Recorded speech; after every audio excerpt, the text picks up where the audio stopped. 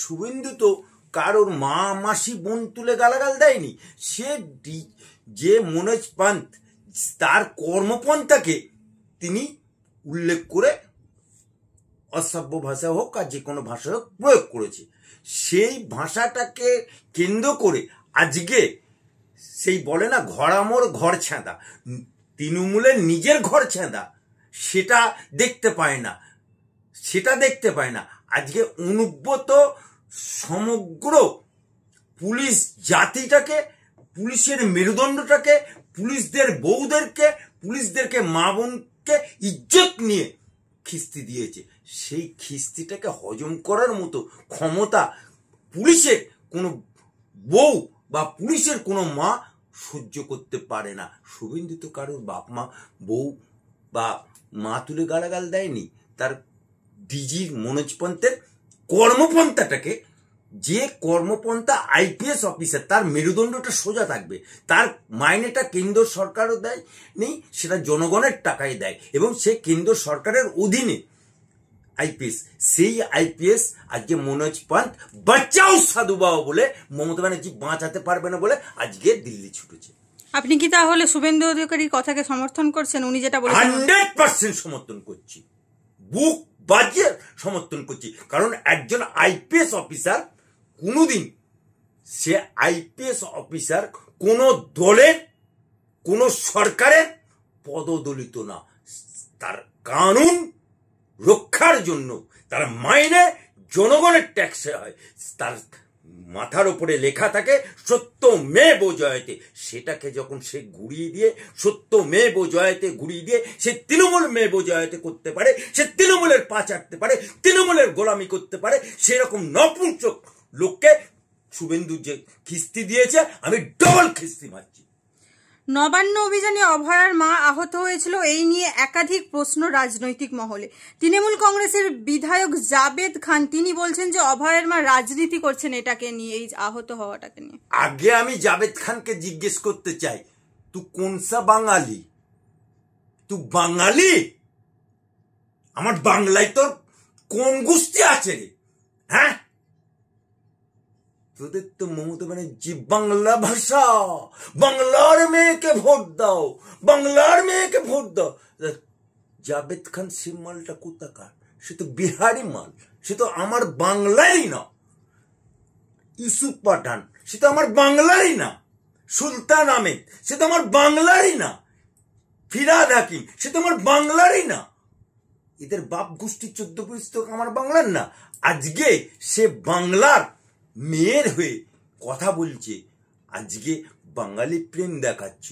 যখন অভয়াকে হত্যা করা হলো, যখন পুলিশ দিয়ে তাড়াতাড়ি রাত 2টো পর্যন্ত জেগেছিল ওনার নাকি নেত্রী, রাত 2টো পর্যন্ত জেগে কি করেছিল? অভয় লাশটা তাড়াতাড়ি পুড়িয়ে দিয়েছিল, হুলিগান পাঠিয়ে প্রমাণ লোপাট করে দিয়েছিল। এই জন্য তো সিবিআই কোনো প্রমাণ রাখবে না বলে তাড়াতাড়ি লাশটা পুড়িয়ে দিয়েছিল। প্রমাণ রাখবে না বলে হুলিগান পাঠিয়ে সমস্ত প্রমাণ লোপাট করে দিয়েছে, দিয়ে সিবিআইয়ের গায়ে দোষ চাপাচ্ছে, দিয়ে আবার বলছে ফাঁসি চাই, ফাঁসি চাই। ন্যাকামো সাজার জায়গা পায়নি। আমি একেবারে অন্যদিকে চলে যাচ্ছি। রাজনীতি এবারে স্টেশনের নাম বদলের কাছে চলে গেছে। শিয়ালদা স্টেশনের নাম বদল নিয়ে উত্তপ্ত রাজ্য রাজনীতি। সুকান্ত বনাম কুণাল, কি বলবেন? দেখুন, মমতা ব্যানার্জি যখন রেলমন্ত্রী ছিলেন, মমতা ব্যানার্জি নিজে বিভিন্ন মেট্রো স্টেশন থেকে শুরু করে বিভিন্ন স্টেশনের নাম পরিবর্তন করেছে। উত্তম কুমার স্টেশনের নামটাকে দিয়েছে মমতা ব্যানার্জি। গাড়ি সিঙ্গুর আন্দোলন গাড়ি নামটাকে দিয়েছে মমতা ব্যানার্জি। কার আমলে? সেই বিজেপি সরকারের রেলমন্ত্রী থাকাকালীন। আর আজকে যখন স্টেশনের নাম বদল হচ্ছে, আগে তোর দিদিকে সামলা, তারপরে পরের কথা পরে বলবি। আগে তোর দিদি কি করেছে সেটা দেখা। কলকাতা প্রেস ক্লাবে শুভেন্দু অধিকারীর বিরুদ্ধে যে প্রেস মিট ছিল, পুলিশ কর্মীদের স্ত্রী পরিবার সেখানে উপস্থিত ছিলেন। অনুব্রত মণ্ডলের বিরুদ্ধে মমতাকে কেন অভিযোগ নেই কোনো, সেই প্রশ্ন করাতেই মেজাজ হারালেন তারা। কি বলবেন এই বিষয়ে? দেখুন, শুভেন্দুর বিরুদ্ধে এই যে পুলিশ কর্মী তাদের বাড়ির লোককে হাজির করানো হয়েছে, এটা তৃণমূলপন্থী লোকেরাই করেছে এবং তৃণমূলের লোকেরাই করেছে। বিশেষত অরূপ বিশ্বাস এই আয়োজনের দায়িত্বে। আর হচ্ছে তৃণমূলের যে প্রথম চোর বলেছিল, যে তৃণমূলকে বলেছিল সাওদা টাকা আছে, বাপমার নাম রেখেছে কুণাল ঘোষ, সেই ছিনাল ঘোষ, ওর সাথে আইপ্যাক, টোটাল একটা প্যাকেজ হয়ে এই জড়ো করার দায়িত্ব ছিল তাদের। এরা জড়ো করেছে এবং এদেরকে প্রেস কনফারেন্স হবে বলে ডাকেনি, তাদেরকে ভুল বুঝিয়ে, ভুল বার্তা দিয়ে, যেমন এর আগে নেতাজি ইন্ডোর স্টেডিয়ামে মমতা ব্যানার্জি সব ইমামদেরকে, মুয়াজ্জিনদেরকে ডেকেছিল, তোমাদের নাকি 10,000 টাকা করে ভাতা দেওয়া হবে বলে সমস্ত ইমাম মুয়াজ্জিনদেরকে ডেকেছিল কে?